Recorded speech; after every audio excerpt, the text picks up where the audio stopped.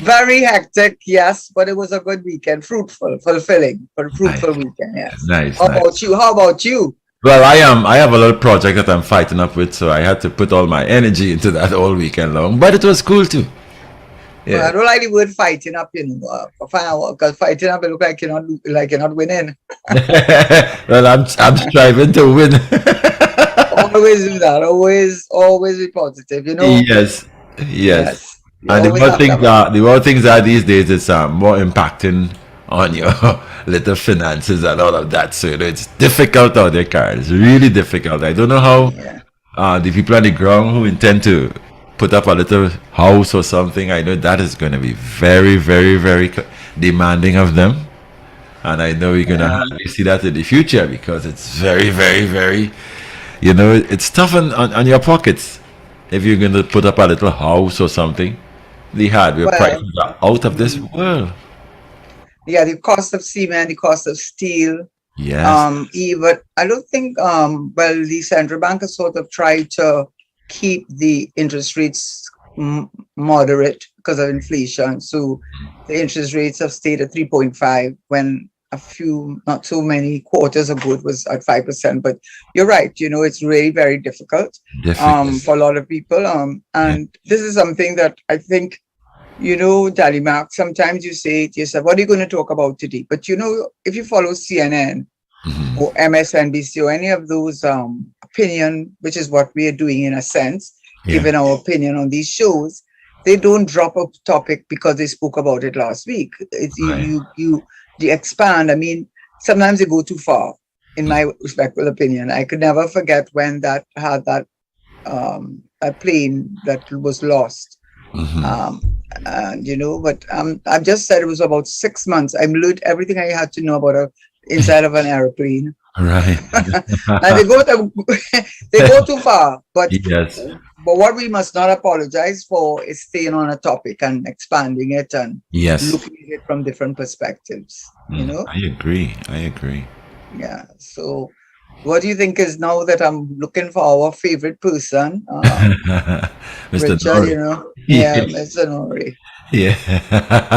He's on his way. That's we know that now. That's the thing. But Yes. but you are just as no. Shh. Hey, no. I forgot. That's because he's not in the room. I mean, he's not listening. But Yeah. I would like to hear what your views are about. You said the is the cost of living Yes. definitely. Mm-hmm. What else? Employment levels. You talking about because the employment supposed to be in the 4 point something percentage, and Yes. that's Yes. so. How do you interpret that then? Well, I don't know the way the industrial climate is now. I mean, I talk a lot about the Lake Asphalt issue. I'm following that. We have, Yes. like in Labre, the majority of people they work Hmm. at Lake Asphalt or they work at Lake Asphalt, and it's a lot of problems there because it seems as though the company going through a restructuring, and the impact of that is because they had let go all their casual and temporary workers. So a lot of people were on the breadline where that is concerned. Then they had a lot of protests over the last few months. After the last, which was about a month ago, the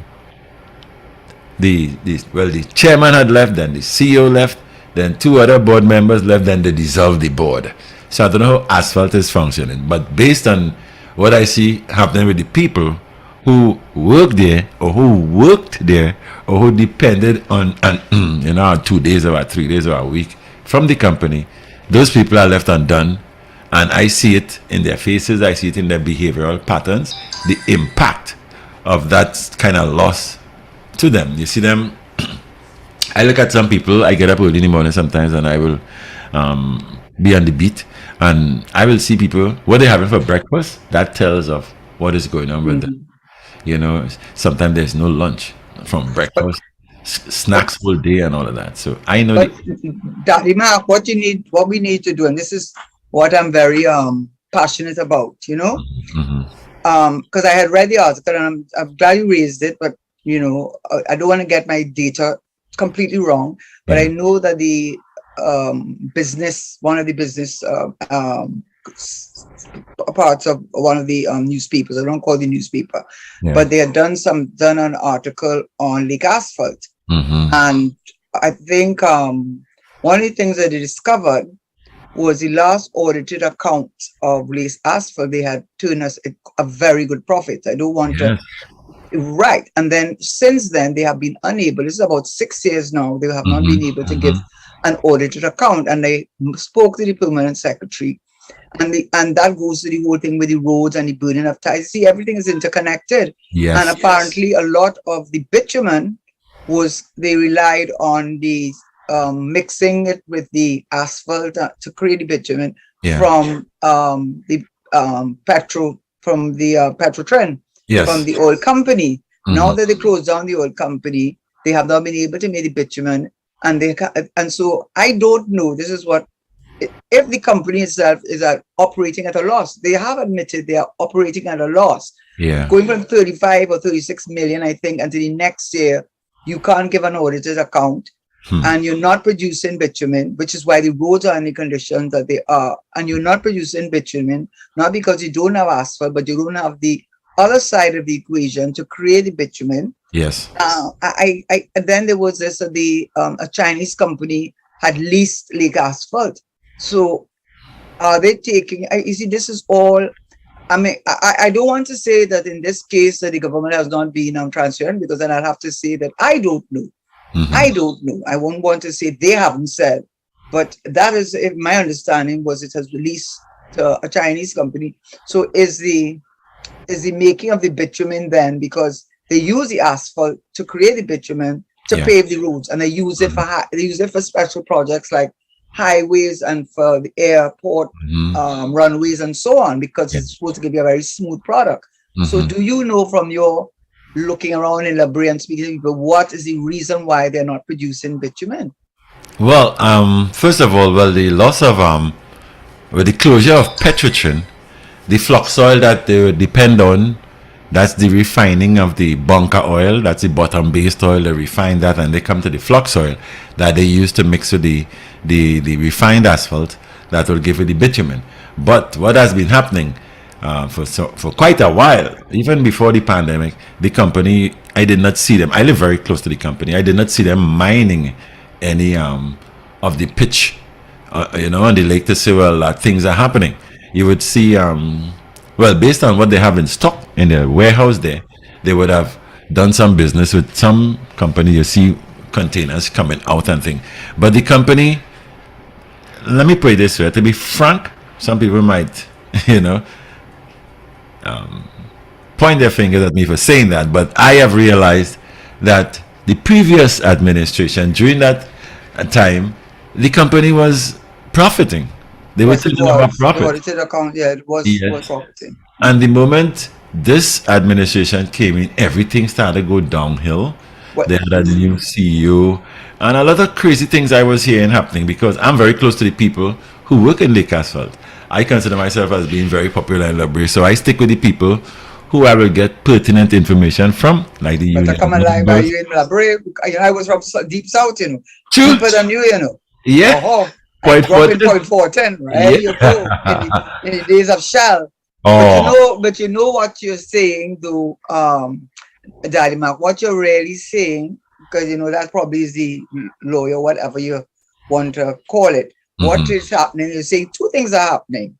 Two things that are troubling. One, the reason why Lake Asphalt was known for the bitumen. For paving, for creating the whatever it is, to bitumen for paving roads. In order to pave the roads, one critical component was being created by Petrotrin. So there is a direct connection with the closure of Petrotrin and the production of bitumen. And if we are not right, tell us otherwise, but that's logic.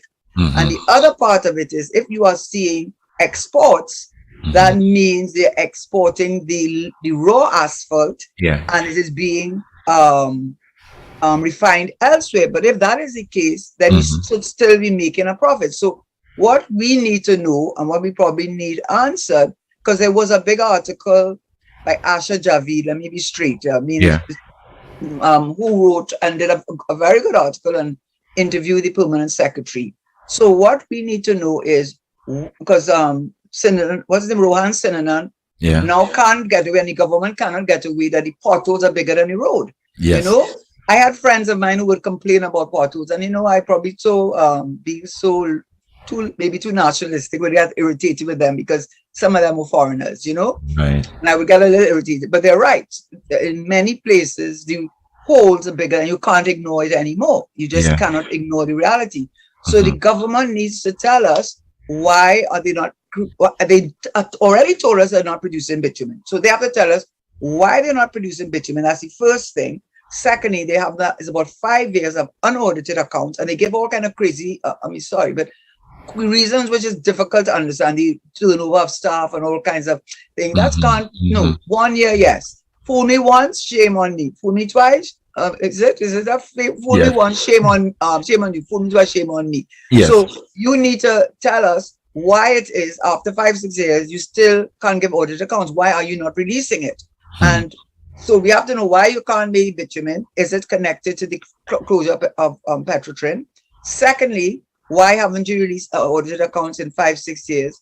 And thirdly, since you seem to be from the area, if they are still putting barreling the asphalt, apparently, and sending it abroad, who are they sending it abroad to? And if it is, you must maybe making a profit. So how is that not being reflected? That is state-owned. Even though they may have leased it, which I heard they had leased it, it still belongs to us. I mean, if I lease my house, it's still my house. Yes. And I still have rights. But what happened? What happened when the closure of Petrotrin? They gave the contractors who will do road paving and roofing and that kind of stuff, who needed the bitumen, they gave them the option to import bitumen. And I was chatting with one of the guys who work with one of the major road building companies, and he said what they are getting from outside is in no kind of class with what we produced here. And he called what we were getting that looks like bitumen, he called it colas or coilas or something like that. And he said what happens is that it will go on, it will work for a time when the days are cooler, but the moment the place gets hot, it does not hold like the lake asphalt bitumen. So the road will be cracking and you'll see these big cracks. Yeah, but we are talking, sorry to cut you, Dalima, but we're not even really talking about the road. We're talking about a sector in the economy that has been destroyed by short-sightedness. Yes. And like no thought went into it. And don't boast about because any profits they have made, it has always been, that has nothing to do with this government. I'm sorry to say. It has to do with the price of oil and gas, which are things going on outside of Trinidad and Tobago. So you take the largest deposit in the world, I understand, of natural asphalt. And then the world always needs new runways, new paving thing. And you effectively know lake asphalt is for the production of bitumen. And you are going to effectively close down the business. And it just makes absolutely no sense. And you will not give out an order. And you want to tell me about transparency and accountability. I'm sorry. This is why people like me will ask those hard questions on behalf of the public, because you don't get angry, don't deflect, don't get angry, and don't be a martyr, because none of those three strategies are working anymore. After a while, people see through them and they've had enough of it. And it's just to tell us what you've done. But if you have to tell us what you've done, it's going to make you, it's really question your capability to run an economy, which is why you have a government. You bring in a government in the first place to run an economy so that we can all benefit. And that's very sad, because I used to go to school, just to tell you how I know Noray very well, because when I back in the day, we used to be common entrance, and I was going to school from Point 14 going into San Fernando to go to school. And that road never was, I mean, it was you doing up and down, because it was shifting all the time. So I'm very well familiar with Noray and the Noray Pitch Lake and Noray Road. But we need answers, and this is why this show, we need to use this as an opportunity but it for the government to answer those two simple questions. Yeah. I don't deflect. We don't want to hear any. Why no auditor accounts? Mm. Why no bitumen? And Mm. then you importing bitumen, and the importing fuel. This That's right. has to be the. I mean, there's something not right about this story. Yeah, yeah. From day Did one, that, yeah, because the moment did they Daddy Mark close, join us? not as yet. Look at him, he's lucky, eh? He have Daddy Mark, he lucky have Daddy Mark backing him up. The thing is, Karen, from the day they proposed to close Petrotrin, now I used to work in the oil industry too. Oh, I you used to work did? I work at Brighton. I worked at the lab. I worked at the refinery. I worked at Okay. I had a nice stint with the oil Yes. industry before I decided I'm going into radio. But Okay. you can see the entire South region. Let's say 75% of the working people in the South region depended on Petrotrin and the Trinma and the affiliations that hooked up Petrotrin. That Yes. were in sync with Petrotrin, and the moment they did that, it had a lot of it impacted on a lot of people. So now you'll find like things are not happening as it used to be happening in South. You go to San Fernando on a busy day, and you can see from the bottom of High Street to the top of High Street, which was not, you couldn't do that back in a couple of years ago. You had to be pushing your way all through to make it through the streets and all kind of thing. Now you can see the impact of that process or the And process. because it's a domino effect, and people, that's the same thing with economics. One of the things you try to do is to ensure you have employment, but living wage employment, not what's going on now. People Right. spend money, they spend money, then when you spend money in a business, the business can employ more people, and then the factory can produce more of the thing that the business is selling, and then it goes, and everyone is supply and demand and so on. But what I want to ask you though, since you are from as we say, deep south, but don't take anyway. I was there for 14 years, and I used to get my deceased husband very angry when I told him all top Calypsonians came from south. And Yes. he would get so angry because every time I was right. Yes, I you were said right. Marshall, I said Yeah. Crow, Yeah. Super Blue, Super Blue. The Duke. something in the face. Yes, Duke. What is Yeah. it? Bottom in the road. What's his name again? Iowa George. I was from Tisha Village. Fair lad. I mean, yeah. So I would name them. So when they would have a day in the days when it was more popular, the competition, or not the Savannah. Yes. I would say to him, I said, you realize that nearly everybody on that stage is from South. Yeah. I said, even have a Miss World from South. I said, and all the oil and gas, where it come from? So we used to get a little upset because it really was true, because nearly all the top Calypso and Stalin, all of them were from South. From South, right? That's right. That's and Duke, and all of them, all from Tisha Village. Yes.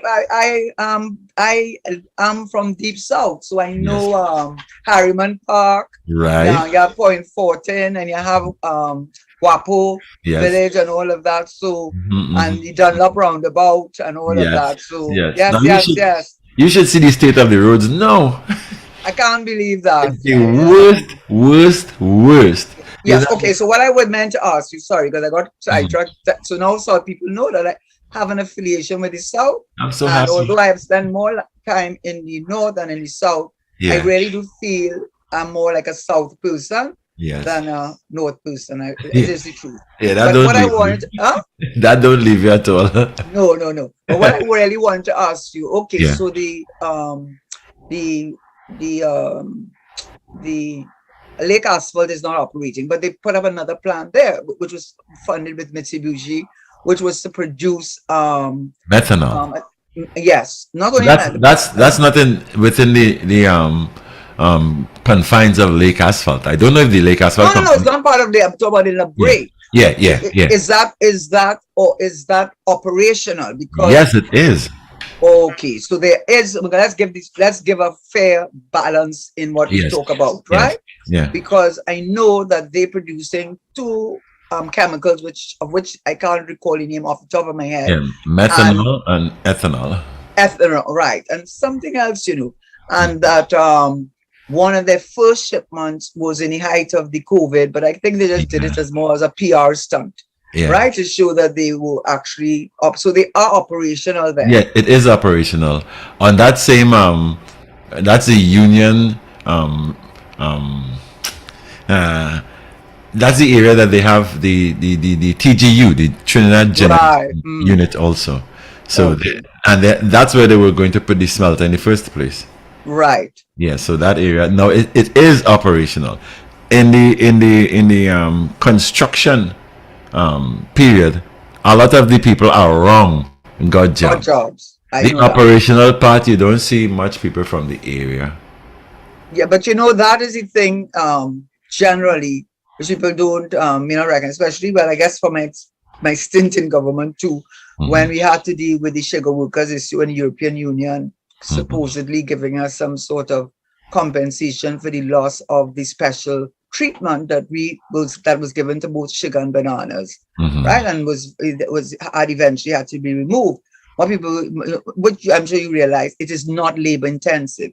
The energy sector is technology intensive. That's right. It's a major contributor to our GDP and our economy, but it does not require much after you've gone through the construction phase in terms of it's a more high level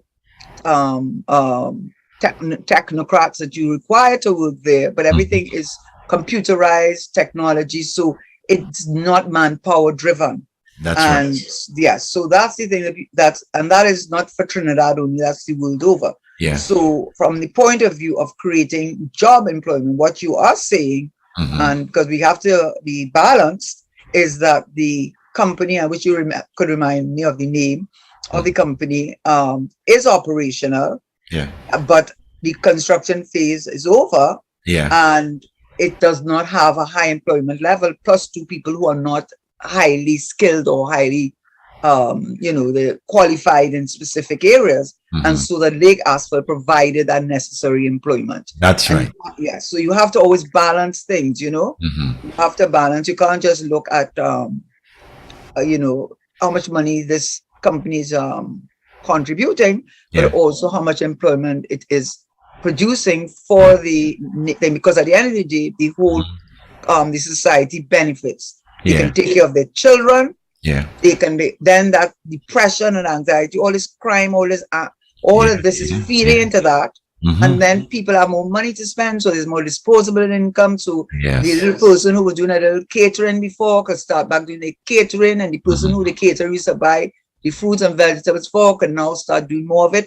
And it just has a domino effect. So we do need to look at employment as well as increasing the economy. And I see that Richard seems to have joined us, and he has to thank you for not only keeping us company, that is your viewership and listenership, but keeping me company. Before we go into Richard, before we go to Richard, the spin-off of what we spoke about now, what I observe, because I keep my eyes on the people around, because I'm quite concerned about the development of the place, and I always say that Labre is the most valuable part of Trinidad and Tobago, and there's no other part of Trinidad and Tobago. That Labre to Point area is the wealthiest part of the thing. What I'm seeing now, Karen, is that because of all those way of putting those procedures together to close Petrochain and the effects that the domino effect, like you spoke about. Exactly. I'm now seeing people looking forward to jobs like CPEP and attendants cleaning the road. Isn't that terrible? It's terrible, especially for the South, as we emphasize. It's a place that generated everything that Trinidad needed to be where we are now. I used to ask them to cut the island in half if they don't want to treat us good and let us see about ourselves. But I just remember, when India became West Pakistan, East Pakistan, and became Pakistan and Bangladesh and India. Well, I just remember I be running across the border to come back down to the South, okay?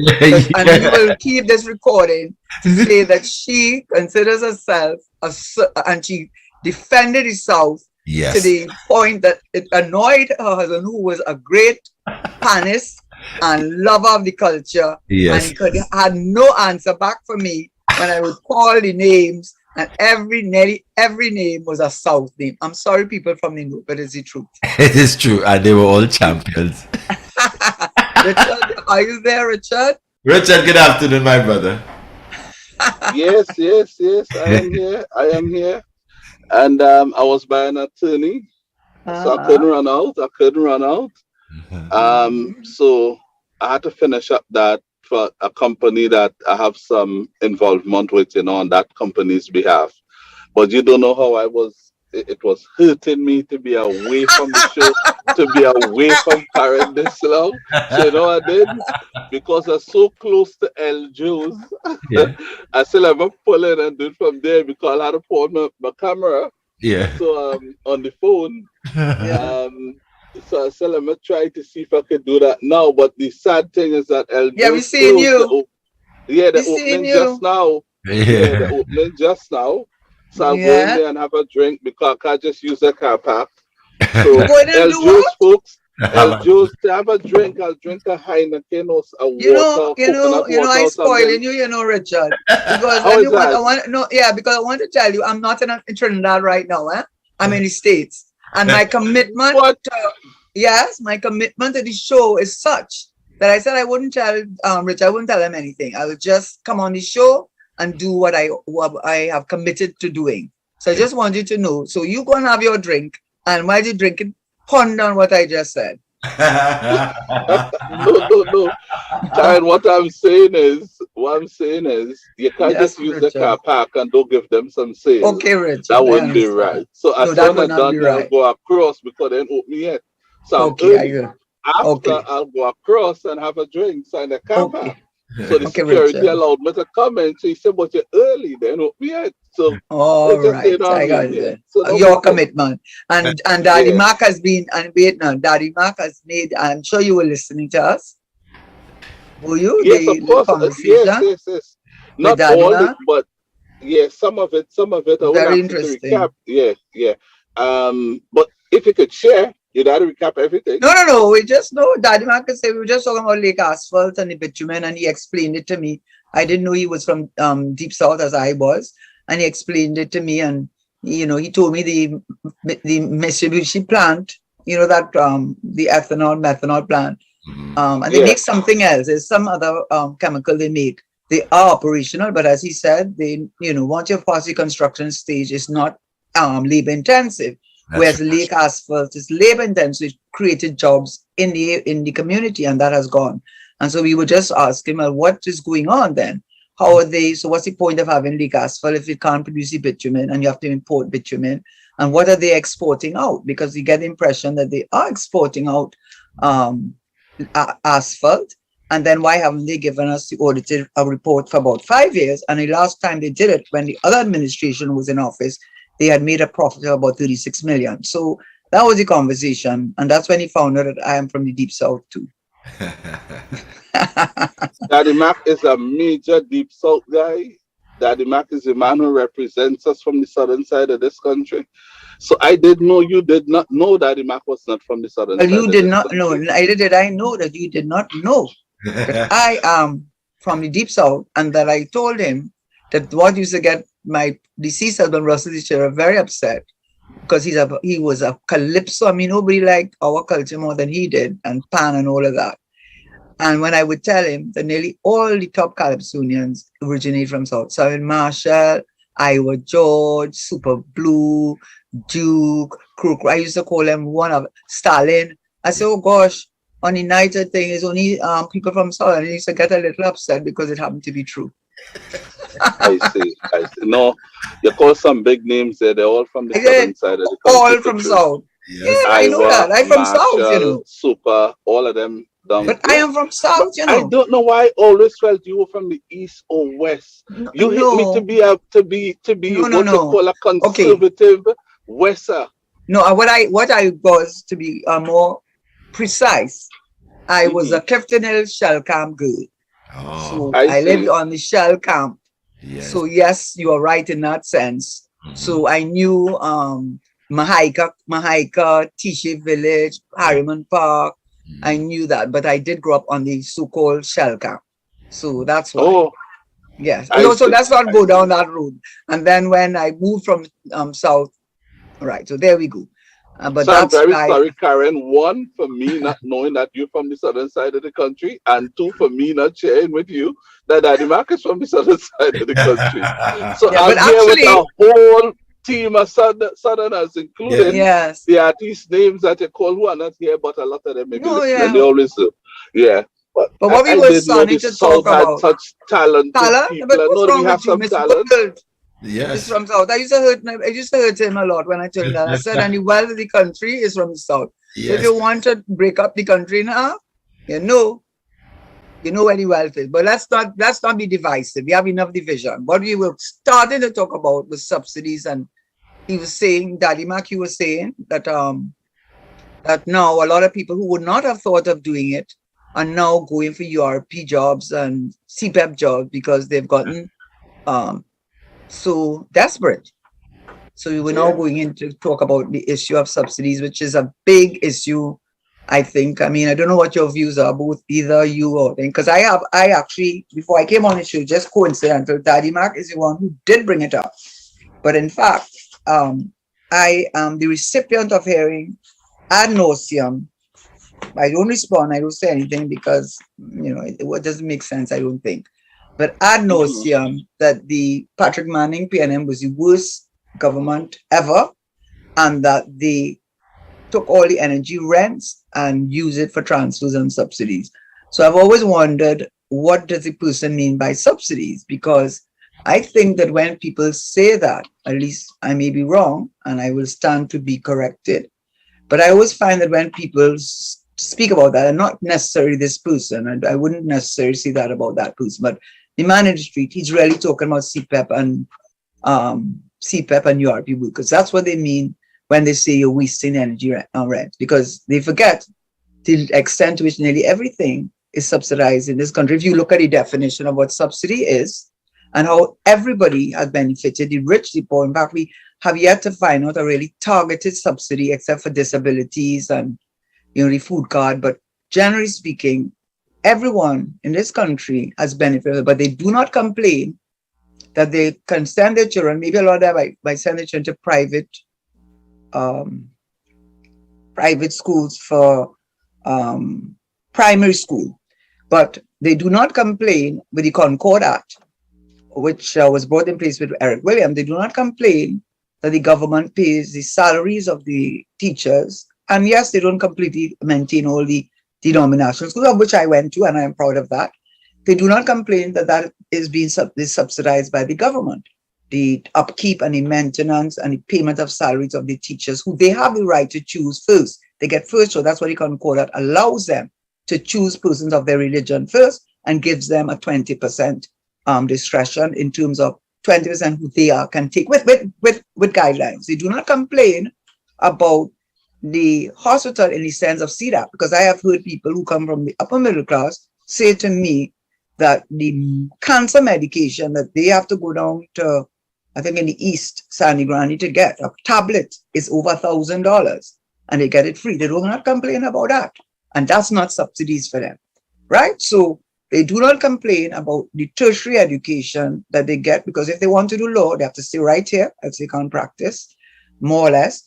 They don't complain about the children getting to do medicine, which is highly subsidized, no matter if you have to pay them. They don't complain about all those private institutions that offer to do accounting and all of that. They don't complain about that. They don't complain about the number of subsidies that the government gives also to the private sector, manufacturing sector, because those are not subsidies. The only subsidies they seem to know about is URP and CPAP CPEP URP. and CF, and which in the grand scheme of things, when you talk about the fuel subsidy, which have reduced, when you talk about production subsidies, when you talk about food VAT, because when all of us benefit from the VAT, all of us benefit from VAT. It does not. They haven't found a way to just to go to be targeted. So when I'm paying much less for sugar than I should pay based on my income, I am being subsidized to the detriment of those who need the help. So I want somebody to give me a proper definition And also with transfers, let me just make this other point. When you talk about transfers, I don't know people recognize the Heritage Stabilization Fund is a transfer. That money that they have to pay under the conditions set out in the Act, right, goes into the consolidated fund, and anything that leaves the consolidated fund and goes into another fund, which was not separately set up like the IDF fund, the Infrastructure Development Fund, anything was not separate, coming, once it comes out of the consolidated fund, which is where most our revenue comes from, it is considered a transfer. So all the money that is in the Heritage Stabilization Fund is a transfer. Also, when the IDF, that Infrastructure Development Fund, does not have enough money to pay for a highway or something, and you want to borrow money and you think, they can take money out of the consolidated fund and transfer it to the IDF to support it. But nobody complains about those transfers and subsidies. But the only thing that worries them is URP and CPEP. That's what I think. And the reason that would worry those people is because they know it's the poor, the ordinary man who's benefiting from it. And they would like the government to cut that out, because sometimes when the poor is receiving something, they believe it's a waste of government resources. So the poor could suffer, the poor could die, and that's a non-issue. They're born and die every day. So that is of no value. But once you're talking about the other categories that exist in the country, as you have just expressed, those who benefiting from education in terms of medicine, law, and the other, what you could call big ticket subsidy items, oh, that's okay, that's normal, because they are the brains of the country and the children of educated people. So they have to be given a handout from the government, but it must not be mentioned. Because when they graduate, they come in to take the top jobs to lead the country. So it's okay when they are supported, they understand why they are being supported. But they want to predetermine and prejudge the ordinary man when he's getting a little something. But we are all in it together, according to Barack Obama, and nobody else. It's Barack. But I want to put it differently to how you put it. Okay, go ahead. When you finish, I'll put it. Barack said we all in it together. You would see the CPEP people cleaning the road, and you have a problem with that, and find again easy money. They're coming out by 7 o'clock and leaving by 11 o'clock, right? You have a problem with that. Would you drop the job you are getting and go and do that for the same money? The answer is no. So no, they don't have toilet facilities. They don't have those things. No. So how are they going to relieve themselves? So you have to shorten the hours. It's like task work. You cut from here to there, you're paying from here to there, you clean from here to there, and then you go home. You resume tomorrow and go further. And that's how it works. But what kind of mind it would take to have a problem with the ordinary man getting something? These have to be disturbed people, Karen. These have to be ill people.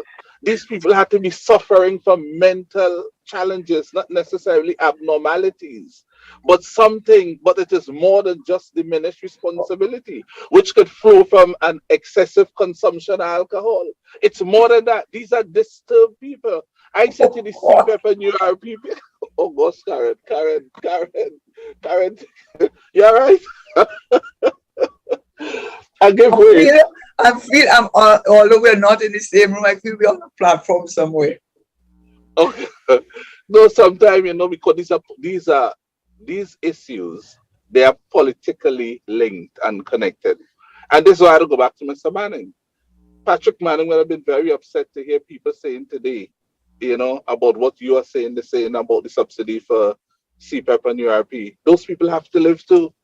And if you don't create an opening for them, the situation we are faced with in this country, like 7 murders over the weekend at the hands of gun-toting killers, it could have been far worse. So everyone has to live. So what kind of people would not come to the realization that these people must be given a window to participate in some way, whether not so meaningfully, but still purposefully in economic activities of the country? How would you assist that? Okay, so now in a show, when I have a show, the views of the speaker are not necessarily reflect the views of the station. They say that, that disclaimer. I want to have a little. All right, I want to use that little disclaimer here. Okay, because I don't intend for what I said to create. Just let me just say, I don't intend what I said to create greater divisive and hostility, because I think genuinely that people are not aware, really aware of, when they talk about subsidies, when you really tell them, but you know that is true. I may not look at it as a subsidy, but all of that is a subsidy. All my education, healthcare, manufacturing sector, the agriculture sector. I remember when I was in government, we had almost run out of incentives for the agricultural industry because we weren't serious about in agriculture. So there was very little you could give and offer to them to incentivize them, right? Because they run out of water, the grants. Same thing with tourism. I think a lot of times people do not look at that. So I want to first backtrack a little bit and say that maybe perhaps people don't recognize the VAT when they VAT exclusive, so many quotes are VAT exclusive, you are benefiting indirectly from a very important subsidy with the cost of living being so high and mainly driven by food prices. You may not be conscious of the level, and then you might tell yourself, but those subsidies are for creating good and doing something that benefits the country. But you also have to understand, in the most highly developed countries, they have social programs, and URP and CPEP, whilst they are counters employment, which that's how it is counters employment, is part of the social program any government, any caring developed country must provide. Because you can look at families, there always be one that not towing the line. What you going to do? Throw him out in the road and things? So you have to understand that URP and CPEP serves a purpose. Is it the main source of subsidies? And also, secondly, even they pay what they get, it's not a living wage subsidy. In fact, if we talked about CPEP and URP, I would have a different view of CPEP and URP and it is a subsidy in the sense that I feel it's used to keep people in a certain vicious cycle of poverty out of which they cannot escape, create a dependency, blame them for where they are, but giving them no opportunity to get out of that cycle. So that's another discussion. But what I really want to say is America has welfare. England has the dole. And guess what? They tell you can't work. If you get in dole and welfare, you cannot work. In our case, we let you work because guess what? Many of them cannot get a job because a lot of them have a police, they have a record, and it's difficult for them to get a job. Devil makes work for idle hands. I'm not talking about the 7 for how many hours they work. You have to look at something for the purpose for which it is intended to serve. And if I look at European CPEP, it is just like in America, just like in Norway and all these highly developed countries, it is a part of a social program. And that is how it has to be looked at. If you can develop it and create something better out of it, definitely we should. But when people talk about all these subsidies and transfers, I suspect their minds are focusing on these social programs rather than the extreme benefits that we all get by having our water, our electricity subsidized. The manufacturing sector benefits, yes, they are commercial rates, but they are still highly subsidized for water and electricity so they can make their goods more profitable and more competitive. So I benefit from my electricity. I benefit from my water. I'm being subsidized, you too. So you're not quarreling about that? Why you have a problem, URP, when you are the beneficiary of subsidies left, right, and center? I think what you have said here, Karen, that is very, very important, is that some of the people who are doing the talking, right, they may not even be aware when they are doing so, the things you just called out to be subsidized things, you know. They're probably taking that as normal. So VAT, the things that do not attract VAT or have VAT not placed on them, they said, man, that is normal. People who get a scholarship or gate, that is normal. Can't talk about that. But when they hear people getting CPAP and URP, they feel no, there's a problem with that because they understand that. So I guess what you may have done here today, you may have assisted a lot of them to the understanding that these services as well are being subsidized. And we are And all benefiting. we are all benefiting just in different ways. And I was making the point, we are all in it together, one way or another. The CPAP and URP workers benefiting through CPAP and URP. Those who want to study law or any other degree or tertiary level education program, they are being supported, therefore, by the government, therefore, they are being subsidized. And that's their former European CPAP that they perhaps was unaware of, that they are now becoming aware of thanks to you. Yeah, and I can tell you this. Yeah. Also, when the government finally closed down Carney Limited, there's twice this government, this various iterations, but of this administration iterations, they had paid off debts of over $5 billion for Carney Limited. Because it's no matter what they said, because I had to do the address the parliament when the European Union gave a grant or whatever it is for countries that they had allowed preferential treatment, but for a certain number of years, and now it had come to an end. You know, the banana and sugar workers were saying at the time that is theirs. But I said, okay, then so then the people, only the people working in the oil industry, then if they shut it down, it's all theirs then. That's not even making sense. The oil and sugar were supposed to be contributors to our economy. They were supposed to add to our GDP. They were not social programs. Oil is not a social program, and sugar was not supposed to be a social program. But for many years, it was kept afloat at the cost of this government. I know that, I mean, when reading this speech, $5 billion in debt from the Carney Limited when they finally made a decision to close it down, because you just simply were making, it was costing us. It was costing the government a lot. And I think on the URP CPAP issue, I think it's because it's so visible. You see, when you get your electricity and your water subsidized, it's not in your face. You do know that it's lower than, like if you go Barbados, Antigua, even if people have money, they don't put on the air condition, right? Because it costs them so much to put on the air condition. But why I think the European CPAP is a bigger problem is because it's so visible. Because what do? They clean at the side of the road. They're on the side of the road. You're going to work, you're seeing them there. And sometimes they're sitting down, you know, things. So I think it irks people and it's up in their face in a way. And, you know, it's the lower income and all the negative stereotypes, whether deserved partly or otherwise. I won't go into that. But I think it is that it is in their face and they have a particular view of those lower income people. You hear them using words like I'm just saying generally cockroaches and so on. So when they see, even with the death, which we could talk, the police killings and the crime rate, a lot of times people really, not to be fair, to be honest, are not, even with the police killings, if one were to be frank, maybe there's not that amount of empathy because they say, well, they were scams anyhow. And so there's no, you know, they were involved in wrongdoing or they have a certain view of them, which may not be fair at all. And I think that's part of the European CPAP problem. It's right in your face. You're going to work and you're seeing it and people figure, I am paying taxes for that. But guess what?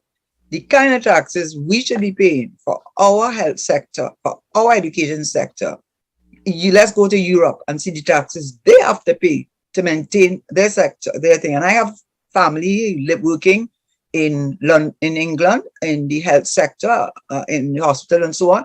They have the same problems. Go to the Daily Mail, read their newspapers and see how many doctors died from COVID in London. Talk about how many of them had burnout.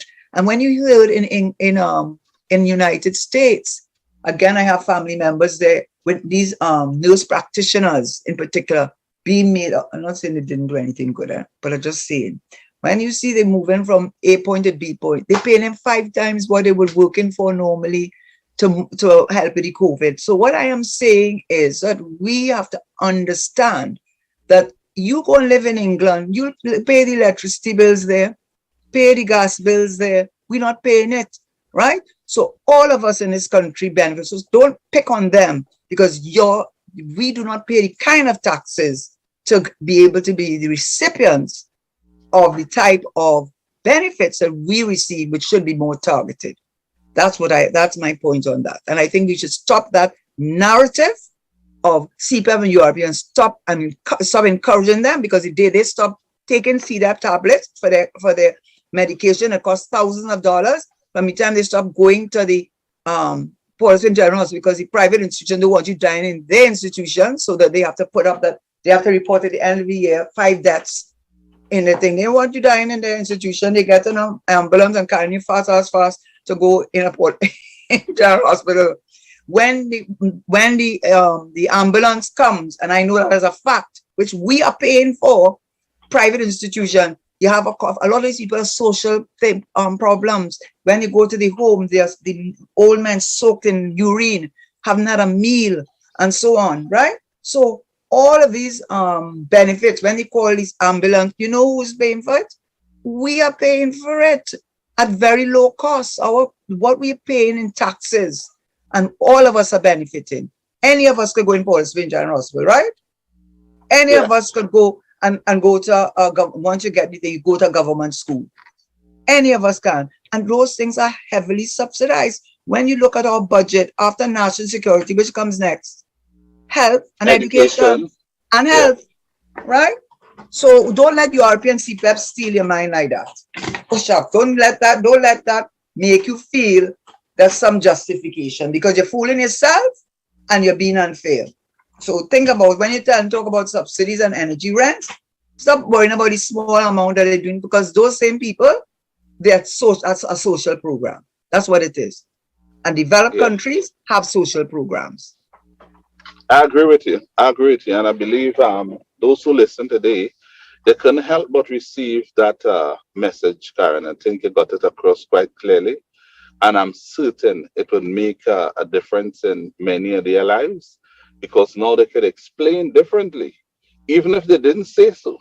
Now, if they hear someone saying so, they now could, based on what they have learned from you today, they could now re-express what they learned to those other persons to help them understand what they're saying and what is absent from what they're expressing. So they can now incorporate some of what you have said, so that they can make more sense when they speak in the future. So I thank you for that. Friday, Karen, we had thousands of people out in the streets. You saw that? Wasn't here. Oh, you weren't here? I don't know how long. Well, I was saw that. No, I'm not telling the truth. I was here and I saw the thing, but I was about to leave. So Friday, what today is? No, wait, I left Trinidad. You see, now you're making me. No, yeah. So I left Trinidad since Wednesday. Yeah, so I wasn't in Trinidad, but I would always go up and read the paper. So about the 7% increase. About the 7%. We had thousands of people, saying that, I want you to say it, but the prime minister must go. And, they're being harsh and wicked, and he has lost his way. The policy is not good. I saw that. Yeah. How could a prime minister come in 2015 with so much support and then get back a lot of it 2 years ago, because they've started the 8th year now 5 days ago, because the last election was August 10, 2020. So they have now started the 8th year, 5 days into the 8th year. And here you have people now saying, in other words, had to change him. Tibigonians voted him out because he's the leader, he's from the island, and they did that to the party that he leads. There's nobody else they were dealing with other than him, because at the end of the day, the buck stops with him. What's your reaction to this, Karen? How a prime minister, a person could move from there to here over that period of time? But I was going to ask you for your opinion, so you will give me yours. So I won't be the only one. Yes. Okay. Yeah. Well, one thing is, and they say it always happens. But firstly, I think the Prime Minister did, at the end of the day, an excellent job with the COVID-19. And now I did read in today's papers that there's another 4 deaths from COVID, and there's the build up again of concern about COVID. But at the end of the day, even though it was a rocky start, no one can say that they did not handle the COVID-19 situation very well in terms of making the medication, the vaccination available. And yes, they had some teething problems, but certainly I can say that most people will agree at the end of the day that they set up a proper system and people were able to get their vaccination. So he was smart as a politician and while riding on the wave of that popularity, because I think he was at risk of that is the government of the day of losing elections based on before COVID. COVID was a blessing in disguise, and because the local government election was a wake-up call. The leader of the UNC had lost even a lot of support from her own party, and a lot of them had defected. And my understanding was that she was not able to raise the kind of funding for her campaign, which seemed quite clear based on, what you were seeing. And the prime minister, and I don't blame him, he did what a good politician would do. He used the COVID-19, the fear factor, which was a real thing, was a very real thing. You look at what happened in New York, it was terrible, amount of deaths. And I'm sure all of us know someone who died of COVID.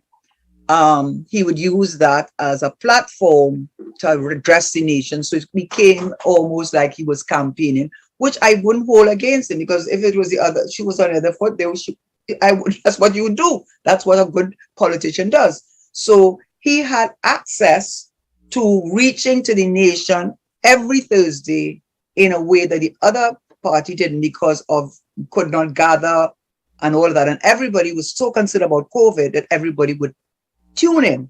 So he used that mechanism to campaign, and he did do a good job of the COVID. And so while he was riding that crest of popularity and management of something that when we looked at what was going on in Europe and in the States, he seemed to be doing had better ability to manage it. It gave people saying, oh, well, because remember, let me go back a little bit. Just remember, after their local government elections, although Kamala, sorry, I'm being disrespectful to her, but as the leader of the UNC, people thought her days were over. They thought that the local government would have been destroyed because she'd lost people, she couldn't get the campaign funding, PNM had funding card done. I mean, and lo and behold, she actually gained a seat. And when people saw that she gained a seat in the local government, which is like a rehearsal to national elections, the prime minister rightfully rode the wave of his successful management of COVID and called the elections. And that was what he should do. Secondly, most prime ministers, most heads of government, whether it's Biden, Trump, name it, in the first year, their popularity is, settling, people giving them a chance to settle back in again after COVID. You're not going back in just like that. You're going in after, this is COVID, is global. So I think people gave him that leeway. But after a year, I think people, the dissatisfaction and unhappiness that they had prior to the COVID resurfaced, and we can spend a whole long time on that. But I think that is what has caused it, that people have said, now we're out of COVID fear. Now we're out running the country. What have you been doing and what have you done? How many committees? I mean, they say if you want to kill something, form a committee. I mean, that is too backward politics. That's real backward politics to come with. And that's insulting to us as citizens to think in this 2022 that we're going to fall for committees, that we're going to fall for reports that we never see, that we're not going to fall for it anymore. We're not going to fall for it anymore. We had enough of that. And I think people have awakened to the fact that it's answer to everything, pariah. How long those people lost their children, and the worst. I wouldn't want anyone to lose their child, how they lost their child. Up to now, they can't get that pariah thing up and going. Up to now, self-financial, they can't release that. Up to now, the Watkins thing, we can't do anything. Up to now, Judy Jones thing, we don't know about. We're talking about the one done long years ago. I mean, the list goes on and on and on. And people are tired of the talk. National Statistical Institute, the gas, he can't really blame for that. The Dragonfield thing, I think he's working on that. But that fell through. The whole thing with hotel chain in Tobago that fell through the procurement. Sandals. That procurement legislation that is only for rich people, right? I mean, I could go on and on and on and on and on. So people, they awoken, and the fear factor has gone, and what was making him very unpopular. And then his style of leadership. You can't be talking to people like that, buffing people, or if you're not buffing them, you're not taking responsibility. I'm not telling you to have in your bed. I mean, you as a prime minister using that kind of vulgar language. I am telling you that about domestic violence. Who I'm not telling you to have in your bed. That is what a prime minister says in response to domestic violence. And then giving advice, you have to know how to mow the lawn, you know, have to tend the lawn. What kind of nasty talk is that? What kind of nasty talk is that? And you can't take any criticism at all. You're ready to dumb down people's throat and then go back to your sad story. Come on, man. People have reached up to here, and you can't fool them anymore. That's the problem. We're living in a new world. You know what happened? There's something called forward. And everybody sees everything. They may not think, and everybody sees it. So you could take your TTT and try to shut down the news. You could use I-95 as your mouthpiece. But unfortunately, there are so many other ways for news to get out there. And I think this is the culmination of the frustration of the country, of a prime minister. 30 years you have been in a member of parliament. You are probably, you and Colin Imbert are the most experienced politicians in this country. You have sat on so many cabinets. You have held so many ministerial positions, planning and development, agriculture, housing, right? And you have been there under Manning, you have been around for so many years, and you are now going to your 8th year, and you have nothing to offer this country. Nothing. Listen. No, and I will give you the thing. And think you could fool people still.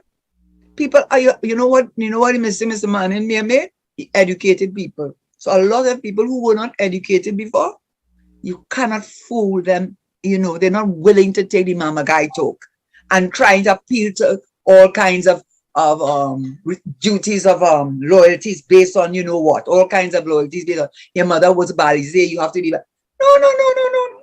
Those days are over. Not this generation. Well, not the millennials, not Generation X. No, they're not interested in that. Not at all. And you know what? And talking down to people and buffing people and speaking to people how you want to speak to people. What do you think it is? Not your country, you know. You don't own this. And you don't own it, you know. And when you are no longer prime minister, based on your age, so even if you went back on your party win, I don't know that you should go back as prime minister, to be honest, because of your, I think you should let someone else take over. So when you're no longer prime minister, you'll find out where barley grows. Yes. You'll find out where barley grows. All that way you speak to people and tell you the only way they put up with it is because of the office you hold, not because of the person you are. And it's only because of the office? And then because of party loyalty. You know, there's party loyalty. No, let me tell you something about what party, Karen. Party loyalty. When you stop holding that office, those he didn't help within the party, I wish him luck. Party loyalty, they waited, you know. No. Patrick was so great. And look how they treated Patrick when he was leaving Balize house. Our party, come on. Okay, this is what I want to tell you. They will take the pressure. But anytime he leaves office and leave them the way they are now, I telling him, yes, you're right. He will see where Bali goes. No, he will see where Bali grows. Yeah. He will see. He will see where Bali grows. But I am saying there is no question at the end of the day, which is understandable, that there is a party, because there's a lot of good about what the PNM stands for. So the PNM is great. The PNM remains great. Yes, and all this time. In terms of where we are, but the PNM party is great. Right. So let us use an example. Let's use an example. Have a lot of patience too. Yeah. Let me just use an example, and I hope I won't use the example because it never came out in the public domain. But what people have to recognize that as good as you are and people respect you, and so on and so thing, at the end of the day, when it comes time to vote, I will say David Abdullah is a good example of someone who has stayed the course and seems honest and decent. The things that we say we want. But at the end of the day, people are going to support the party. I know, they're going to support the party. So what will happen though? I mean, there was a time I think Ferdy Ferreira was one of the most critical of the PNM. There have been people who have been extremely critical of the PNM, but still are PNM of the leadership, I should say, of the leadership, but they remain in the party. So I think there is a strong base of party loyalty, unless you can come with a new party that has a strong. I see Gary Griffith has been able to attract one or two people, but generally speaking, I think people have had enough of it, and they're saying, but for example, the National Gas Company, this is really sort of like, I personally feel insulted, to be honest. 5 of them, and I have nothing, it's nothing personal. People who want to make things personal, it's not personal. I'm talking about for the country. 5 people line up there. I can't remember the names. They're the directors of the National Gas Limited. And then I read the article. When you read the article, they've had a huge profit compared to last year or 20 thing where they didn't. Why? Because oil and gas prices were not high. They said that the gas production was not as what they expected, but they made a huge profit. Why they made a huge profit? Because the price of oil and gas went up. Had anything to do with that? Had nothing to do with that. In fact, they had lower production than they anticipated. So don't take any marks, because next year is just based on the war and the fact that energy prices went up. Had nothing to do with any policy adjustment or anything of a creative nature or something they did. They sat there waiting on a wall all the time. Ask Daddy Mac how long I saying is a war they're waiting on. Why was I saying that? Because they were doing nothing. Daddy Mac, you there? Yeah, I'm here. How long I said Daddy Mac, when he came, look, I finally got very silent when Mr. Noray joined us. I'm here. I'm lapping up every bit of it because it's very interesting. I have to relate to people when I leave here. So when you guys educate me, I can go and continue sharing the education. Oh, thank you. Richard, give yourself a little clap, because that's what we are about. That's what this show is about. That's what this is about. Mm-hmm. But Daddy Mac, how long we been saying it's a war they're waiting on? How long? Some years now. And the reason for that, thank you, Daddy Mac Karen, is simply because we saw them doing nothing. Nothing. They didn't attempt to diversify the economy. They came up with no other creative ways to create revenue generation for the country. They tried to create no new industry. Nothing was happening. You had to wonder, if they're not doing anything, where they expect to get new money from? New forms of revenue. From where? All of this, your taxes, they just sat in the office and pitch a tent around the energy, gas, and tax. Every year, well, we'll go up here. And I mean, the guy was so audacious. He was able to tell the country. Who's the guy, by the way? Who's the guy, by the way? You know who it is now. You know who it is. He was able to tell the country and raise the gas, the price. Oh, that one, yeah. 3 times, and nobody and I'm going to raise it again. So which means he was confessing he had done nothing new between the last year to when he was talking and the new budget that was about to be presented. He was going back to the same place. I'm going to raise it yet again. So let me just say, in fairness to the government, because I never ever want to say that I don't see anything Karen, that they do well. I am being fair to the government, they fail the people. That's fair. No. Karen, that's fair too. Hold on. And we had to call them out as it is to help people. They have failed terribly. They have become. But I say that, Richard, but nobody could be more critical. No, but what I'm saying is this. What I was trying to say is this.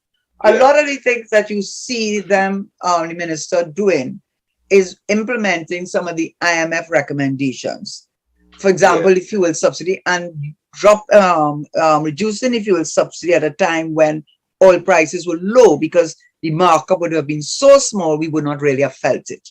When the oil prices are very high, this subsidy becomes even more, and we would really feel it. So I think they did, and also too, in terms of expenditure, they did not, definitely did not succeed on the revenue side. Every time they said what they were getting on revenue side, they never seemed to be able to have achieved it. But you will have to say on the expenditure side, they were able to reduce expenditure. In what areas? That's also a question, because if you're reducing your expenditure based on capital projects, then you're not growing the economy. So what I will say is this. Yes, there have been a total, I have said it, but I don't, my objective always is hopefully that I don't lose credibility, that people don't say that, she could never say anything right. But it's hard to say anything right about this government, to be frank. And what makes hold on, it? Karen. Is he right on that point again? You're saying it's hard to say anything right Yeah, about the government. to be Saying frank. that they have let the Yes, people down, Karen, is the truth. yes, they have. And that is Very, very right. much That so. is right. But Very much I so. think you are interpreting right to mean saying something good that they would like. If they have done No, no, nothing no. I good don't and go to choose that a at good all. response from you that they would like, No, no, whose no, no, problem no. that is? No, That's no, no, their no, no, no. problem. Yeah. No, no, no, no, no. You know why I said what I said? I really have to leave at 6 o'clock for whatever reason. Yeah, I'm not in Trinidad. The reason I said that is because I've heard other people who were PNM and they could never find anything right good to say. I said, oh my God. I mean, at least what they did with the renovation or the thing of all those Tolmaya and President House and Red House. Oh God, give them a blight for that now. Give them a I think blight they for did that. a good job, but I don't think it was that high on the list of priorities. But they Right, did but a it will, good job. but it Yeah. will, but wait, let me just say this. It will never be. So if you're going to use that, it will never be. It has to be a decision a government decides to make, because you Okay. will So never begin on ever that. Begin be on that. that. Begin on Okay? that. Okay, Four so hundred you and must, so, fifty million but, dollars to oh refurbish a my red gosh, house. oh my Lord. Hold But on. what I will say 400. is this. This is what Yeah. I will say. This government has failed abysmally in the sense of we already said the experience and the whatever, red and ready. They had the opportunity. He doesn't like you to use the word diversify. Okay, so I won't use that word, but to create streams of foreign exchange for the country. And it was easy. I had written an article, I don't like it, but on cultural tourism. And I have to say, it seemed very coincidental that Ministry of Tourism became Ministry of Tourism and Culture. And I had written the article, and I know as a minister, anything concerning your ministry, the communications will bring it to you. So I'm glad to see that they seem, for whatever reason, but they should bring in community development into the picture and be a cohesive thing. So they had the opportunity, because now the tourists of today is looking for experience. They want to experience the carnival. They want to experience your culture. They want experiences. That's the type of tourists we have of today. And we had a lot of opportunity for tourism to go and develop that niche market. Agro industry and agriculture. It's when I talked about the subsidies, I've talked about the subsidies in a positive sense, in the sense that people want to target it as if all the energy rents are going to CPEP and URP. But I blame the government very, very, very much. And it is, in my view, very deliberately so, that instead of taking these people and paying rent, you cannot go to the bank if you're paying rent. You could only go to the bank if you own something. We talk about reparations being paid left, right, and center. And so the governments have over time, no problem in compensating, not us, the Japanese, the Jews, Israelite, all of them, they've got no problem compensating the slave owners in Trinidad and slave owners all over in America have for losing their slaves. They understand that they have lost something. So they must understand that the people at the lower income, you can't just give them a subsidy, because what you mean to do is to keep them right where they are, in a position of extreme poverty, not able to take care of themselves, and being open and vulnerable to the informal trade. And I am saying, as a government of Trinidad, we are not America, we are not Europe. This is our post-colonial Trinidad and Tobago. And as the government of all the people of Trinidad and Tobago, the 10%, however, they have they have a lot of not only means and money to create wealth. You need to concentrate your efforts on creating entrepreneurs on an area. I've said it already and I'm going to say it again because I read somebody say it in one of the papers, Africans are not involved in agriculture. The government has not some fly-by-night plan. You put to grow certain things, tomatoes, palm, whatever it is. Then you have the agro part, so you're not going to let those things waste. They're going to go straight from there to another thing to create products. And then you're going to market and export and also help with the food bill because we import 80% of our food, $5 billion a year, according to the central bank. So I am saying that the government cannot take the thing of our hands down because we as a government, we as a country, we are not America. We are not Europe. We were people who were uneducated and illiterate, and we had to pull up ourselves by our bootstraps. We had to do it for ourselves. So you cannot look at the lower income in our country in the same way as Europe or America does. You have to look at these are people who can make a contribution, but you have to put things in place. You can't just talk the talk, you have to walk the walk. And this government has failed and failed and failed to address that issue. Failed abysmally. And that is what people are waking up to. And I preach it all the time because I hope these young men and women who are from the lower income strata in this country understand they are being used, they are being abused to sit down and work in some whoever the top strata in a non-paying fast food business, which is imported into this country. When you tell me I go to the bank and when I reach 10 o'clock, you can't give me $200. I've seen it to people I wouldn't help, family members. I wanted to see what would happen. Let them go on their own. And when they go on their own, they tell them, no, you have to come back tomorrow before 10 and we give you $200, right? But you're finding the money to have that tree in mind. I was so proud of Brian Manning when he said, there's no way we're going to mine Bitcoin in this country, right?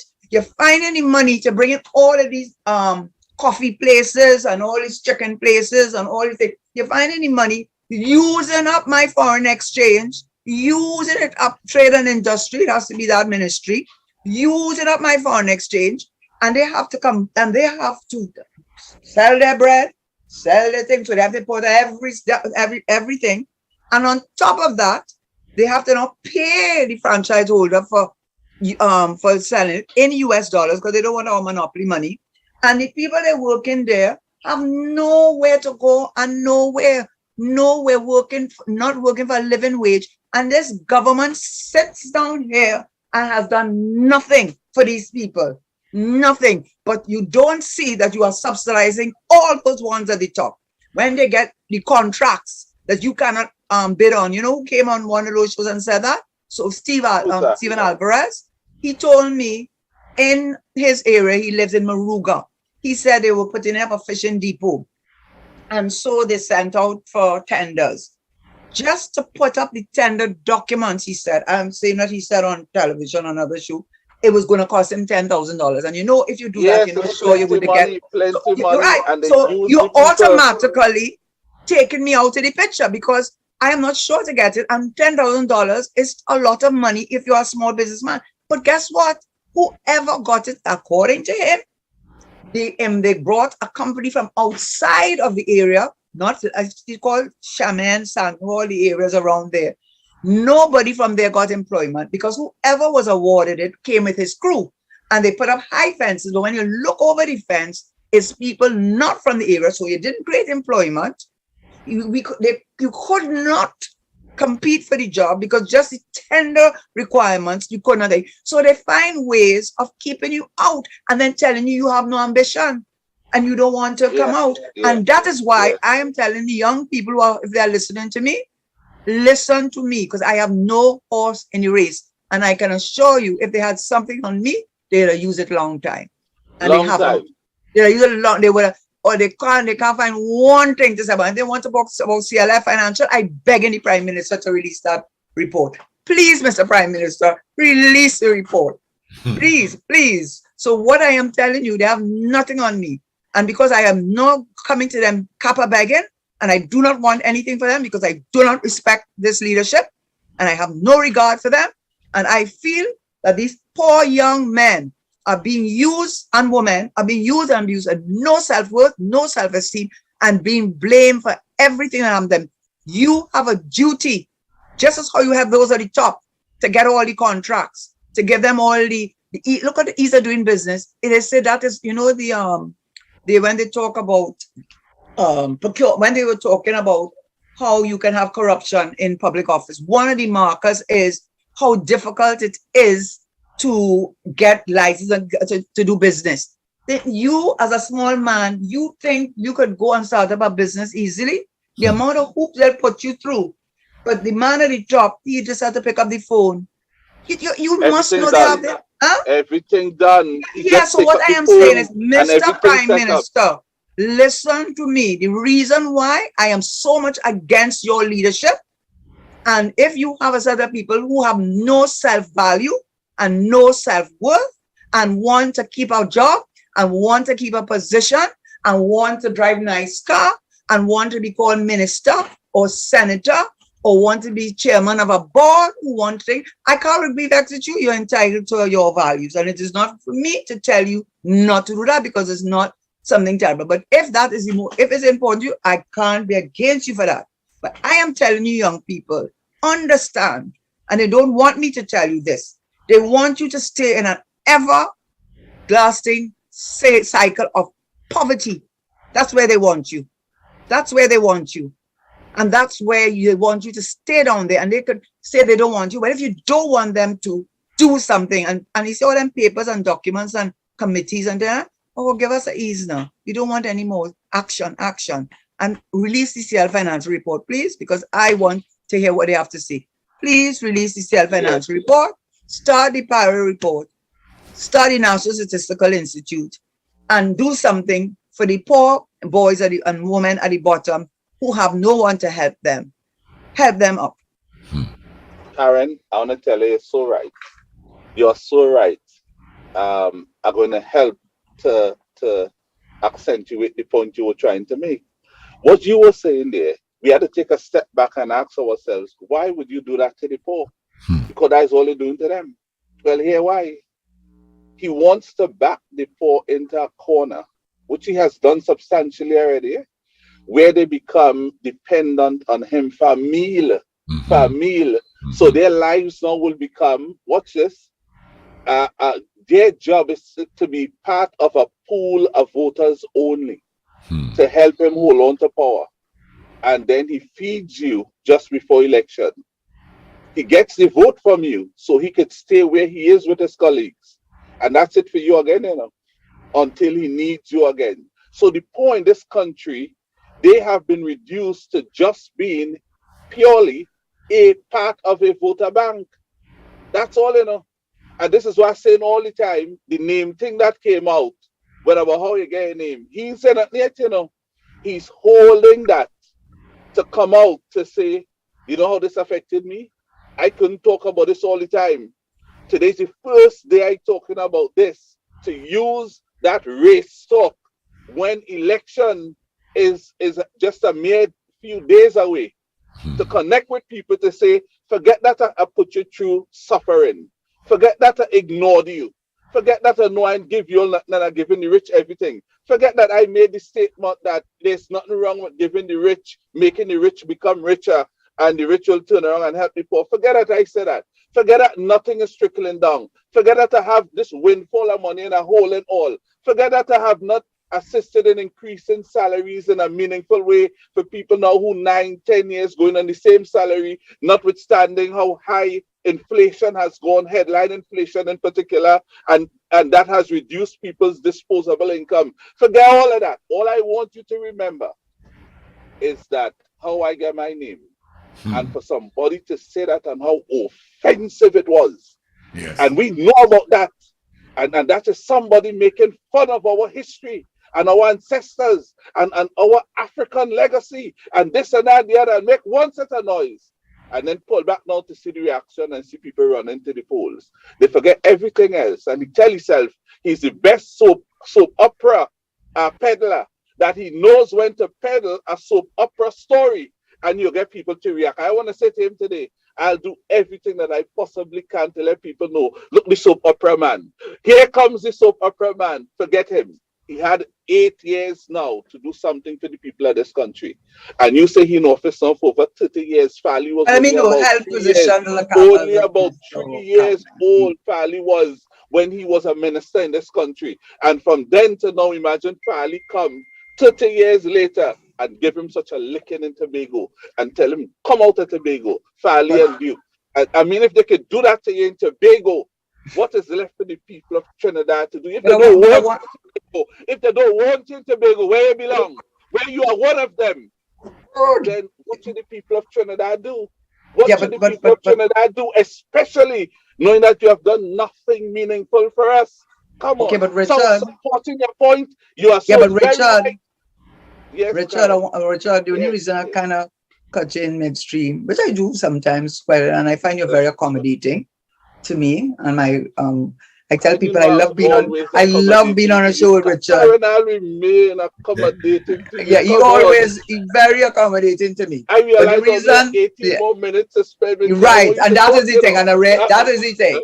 That is why I had to, and you see my commitment, because you notice the background is different, right? Mm-hmm. You're out of the country. Yeah, out of the country. But I wanted to say something so that we don't lose my taken. Everything you have said there is consistent with what I have tried to see. But I want your listeners, especially young people, to listen and understand, because I want them to have what you call, in my respectful view, an aha moment. What I am saying is not only having a pool of voters by giving the handouts. The handouts are not enough. The handouts are not enough to sustain a living wage for these a lot of these young people. So even if they get these jobs, it is not enough. And what I'm saying, two things I'm saying. It's not just the voting pool, but it makes them very vulnerable for getting involved in the informal trade. I notice the Prime Minister never talks about that. He does as if he doesn't know that it exists. Because if that's it another is, strategy. No. Yeah. He doesn't talk about it at all. When he must know, the bright man he is, that all those unlicensed guns and all this killing have something to do with an arm. Those are symptoms of a cause. And the young men who are involved in that are the very vulnerable in this country. So what you try to do, we are not, as I said, when I said we are not America or Europe, this is what I mean. This is what I meant. I was trying to, in a sense, to adopt a little bit of Lloyd Best thinking. Lloyd Best had an attitude of you can create your own policies, you can create your own. Why do you take from them, but you have a different history, a different coming together, right? So what I meant by that is keeping those low income wages, allowing these businesses to come in and eat up my foreign exchange, which could be used in a much more profitable way. And even when they get involved in production, they take over everything in the production, right? So you're still keeping me down because you're giving them everything. So I am saying, in the same way that Eric Williams had the Concordat, when he knew that it had come, the time had come, that not only certain people could go into St. Joseph Convent and St. Mary's College, as much to their chagrin, or he said 80%, 20%. The next day, the Guardian of the Day put a picture of Hitler and said Eric Williams was Hitler. But that was what you had to do to move the economy, because unless you did that, if you did not do that, that would be the story still today. And a lot of young people would not have had the opportunity to have an education to get out of poverty. Okay? So it was a positive, direct intervention that he had to make. He didn't just allow the system to operate. He had to intervene because intervention was necessary. I am saying to you that those at the lower end, an intervention is necessary. It is not enough for you to say I give a subsidy, because it's apart from creating the dependency syndrome and the voting and so on, you are not allowing these people or not creating opportunities for them to become entrepreneurs in their own right, to become businessmen. Because you see, what the fear will be that when they become successful, they start to think, well, I could be a businessman too. And the other one say, but John succeed. I could be a businessman too. So you break that mental slavery, and they don't want you to, because you must always be the consumer and never be the owner. And you have an opportunity, like how Eric Whelan did with the Concord Act, with education, much to the anger of the Roman Catholic Church. And I'm a Roman Catholic. Much to the anger of the Roman Catholic Church. He did what he had to do because he plainly simply was not level, and we are not America and England. We are a little island. So you see those people at the bottom, you cannot continue, in my view, to give subsidies. You have to have a direct intervention and a sustained direct intervention to create out of that pool of people entrepreneurs, so they will no longer take the $10,000 to take the drug from A point to B point, because everybody know they can't live on the 3,000. Because whoever paying them the 10,000 to go from A point and B point, you better believe they have more money, cannot done, and nobody has a problem with it. So if you really want to intervene, stop pretending. Stop pretending that you do not know what the problem is. Stop pretending that them wearing their pants low down is the problem. It's just a symptom of the problem. And that is why you're losing the young people, because I am telling you, you are not doing anything, and you have a duty to do it, because everybody will benefit. It's not you doing it for them, you're doing it for the country. The crime rate will go down. They'll be able to have disposable income. They will be able to buy their own houses instead of waiting on an agency list of 150,000. They will not have to pay rent. They own something, so they could go to the bank and borrow money, right?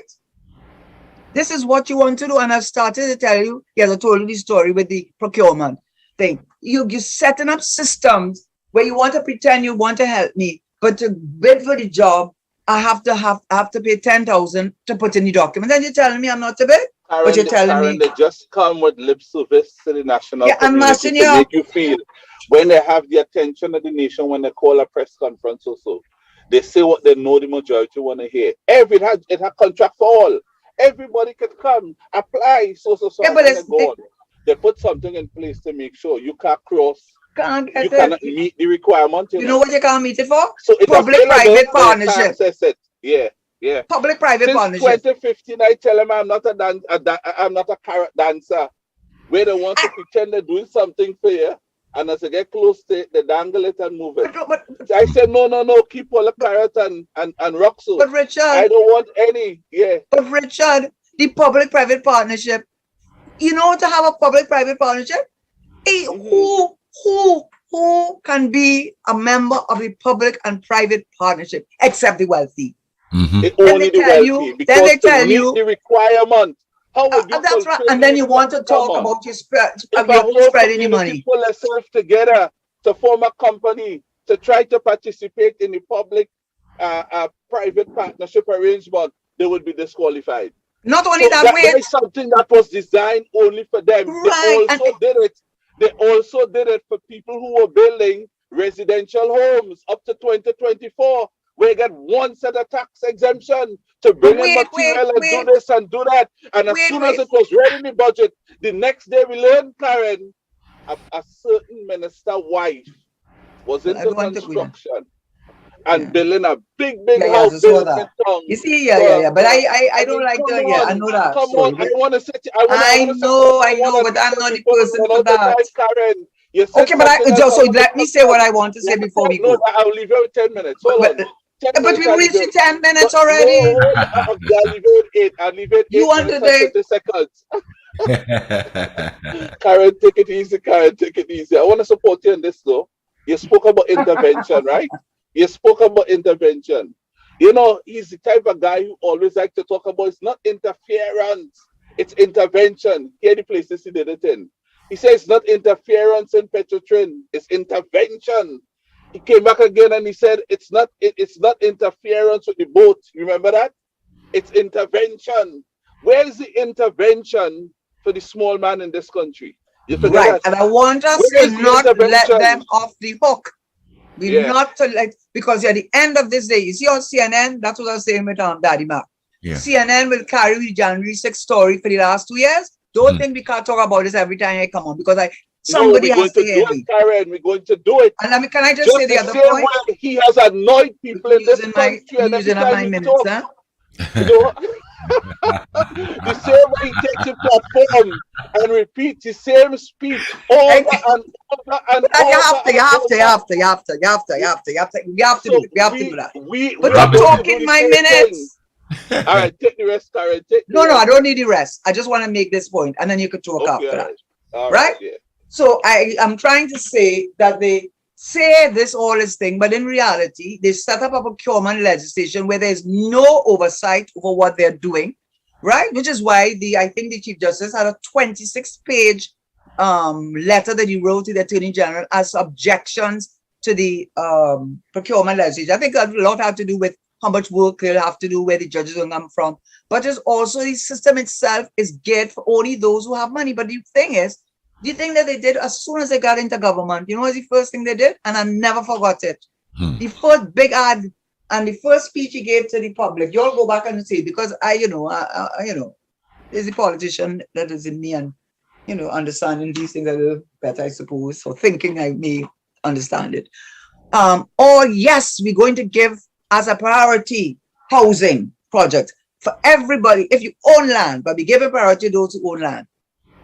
Well, right there, right there, we know who buy up acres and acres of land and who cannot afford to even buy a part on a stake or even a quarter acre of land to say they're coming with land, because they put as the advertisements, number one thing that would give you priority for these public-private partnership is ownership of land already. So right there and then, you know who you took out and who you left in.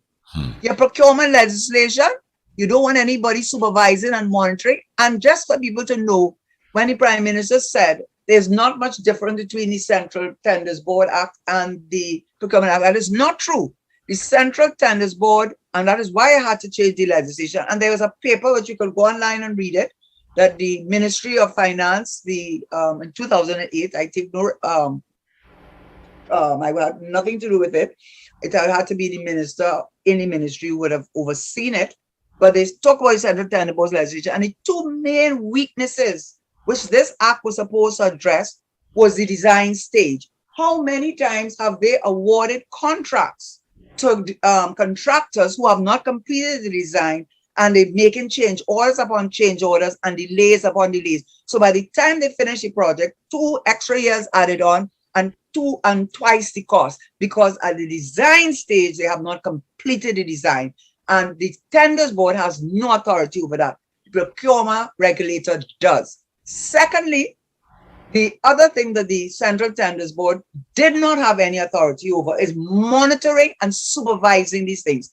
So you didn't have to wait like the Auditor General at the end of the year to tell you what went wrong. He could he could intervene. He could intervene when the monitoring, when things are not going right in the contract itself, and asking questions as to what, if there's any irregularities. And at the end of the day, he had to report to Parliament who got the contract, because a lot of them we don't know who gets in these contracts, who got the contract, how much the contract was initially awarded for. Was it sole tendering? Was it selective tendering, or was it open tendering? How much did it cost at the end? And was it delivered on time? And if not, why not? And who was it, and what was the cause? All of that, if you look at the legislation, that is what the procurement regulator has to present to Parliament.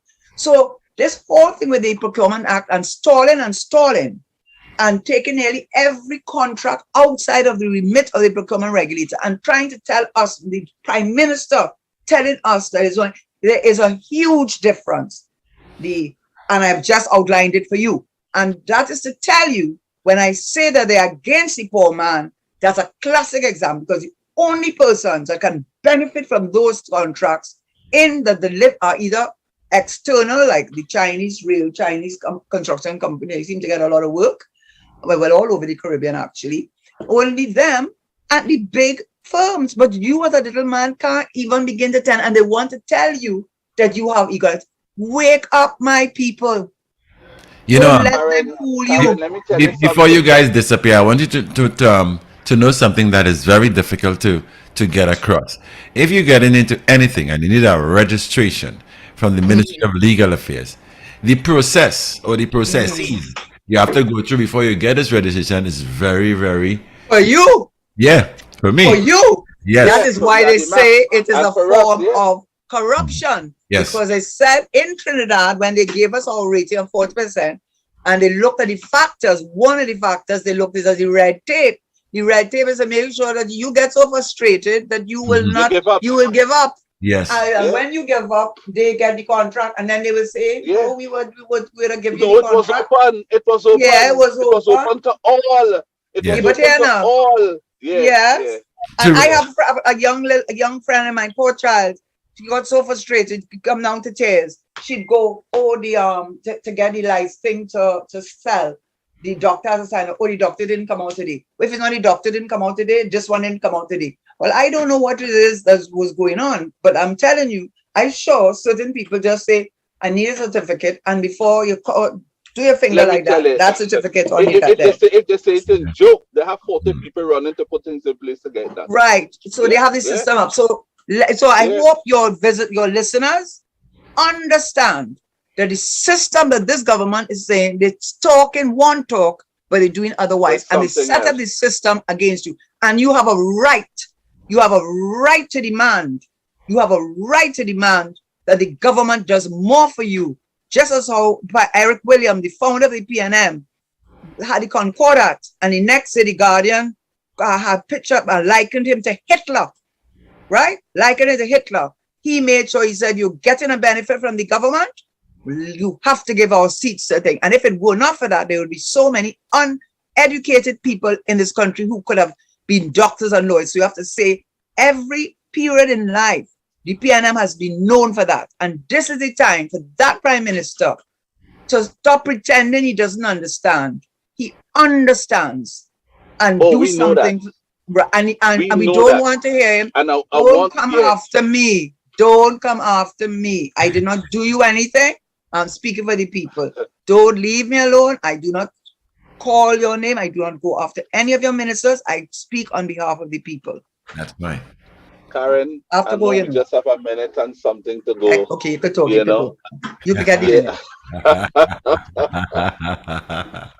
Karen, I want to thank you again. They set up the system to suffer the poor. You know, the people under before we run, still a minute, the people, when they had the COVID relief, the program, you know, Skippy and I got a copy of what the poor had to fill out to get a little $500. Yes. And we shared it on the radio. You know how many pages the rich had to fill out? One side of a page, you know. And then you have to have a computer, and everything is computer, digital. Yeah. That's why they have 50% of the children doing over SCA. Yeah, so what they did, the rich was able to get 10 million and 5 million, 3 million. Yeah, but we're not against the rich, huh? We're not against the rich. Don't let them tie up with that. It's the system I'm talking about. We're not against the rich. We're not against the rich. The government designed the form for the rich man to just put in the company name, so how long he closed down. Yeah, but we're not against the rich, huh? We don't want them to hold on to that. Karen, you love the rich, I love the rich, we love the rich. Yeah, we're not against them, huh? We're not against them. But for the poor, they give them about 10 pages. Right, so we know what they're doing. You gotta put your name, where you live, where you work. So next week, I have to go into that, but next week, we will continue this wonderful comment because we are not letting it go. We are not letting it go. And we are going to ask him, I want you, no, I have to go. You have to ask for the CL financial report. Karen, face up to the camera again. We like that. Your beauty is, it's seen readily, whether you're far or you're close, Karen. Nothing wrong with you pull a stupid talk. I wanted to say, oh, look at beauty. Oh, I saw it. Karen, let me tell you something. Next week when we come back, we have to touch on. You know, Dr. Rowley after the match in town on Friday. Okay, we have to look next week. No, not that. It's a fact. You know, after he saw that match with thousands, he wrote a letter to one of the trade union leaders, Michael Anisette. I know that. I saw it. You saw that? You Yeah, saw that? it. So you saw a big match, right? And all you that affected you was how you could say how I the street woman. That's tomorrow. I like that. You look at me no bacchanal. I said enough. I talk about. I told you all about this opera man. He didn't care about the people in Trinidad and Tobago. He see no other leader. He talked to no other leader. All somebody says how he treat woman. That's the only thing he could respond to. No, Richard. Richard Noray. Currently before the news, run war. Richard Noray, you know, letting me know you are the boss of this show. But I want to tell you, next week when we come back, we continue on this discussion, eh? Yes, we are going to continue I agree. this discussion. You agree with me, Daddy Ma? Yes, I agree. Yes, Okay. yes, we continue. Now go and spread the gospel according to Richard and Karen. Yeah. Karen, I'm going to set my clock as my time as usual to this time next week. I will miss you until then, Karen. Oh my dear me, Karen, come back to that quickly. Come back, Karen. Okay, I'm already good. Bye bye to your listeners. Bye bye. Yes, thank you so much. Thank you. Run war before I go. 1 minute. Then What do you what you have to say? Hurry up and say it. No war. Tell him run the song war. Yeah, but I have to bit before the news. Yeah. Okay, I'll go on. All right. Bye. Okay, bye. Bye. Yeah.